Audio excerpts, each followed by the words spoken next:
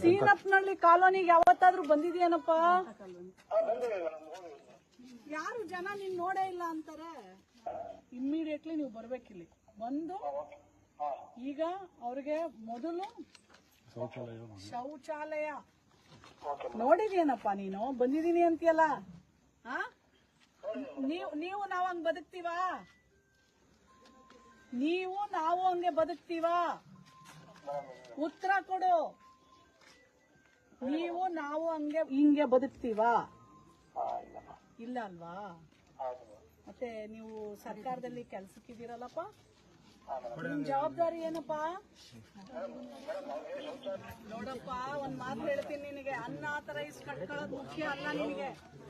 ಹಂಗಿದ್ರೆ ಮನೆಗಳನ್ನ ಕೊಡಿ ಕರೆಕ್ಟ್ ಆಗಿ, ಇಮಿಡಿಯೇಟ್ಲಿ ಮಾಡಿ. ಯಾಕ್ರಿ ಅವ್ರ ಹತ್ರ ಬದುಕಬೇಕು? ಏನೆಲ್ಲ ಮಾತಾಡ್ತೀಯಲ್ಲಪ್ಪ ನೀನು?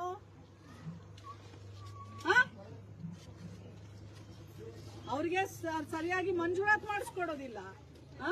ಅವ್ರು ಗುಡಿಸಲು ಹಾಕೊಂಡು ಬದುಕ್ತಾ ಇರೋದೇ ಹೆಚ್ಚು. ನಿಮ್ದೆಲ್ಲ ಏನ್ ಕೆಲ್ಸ?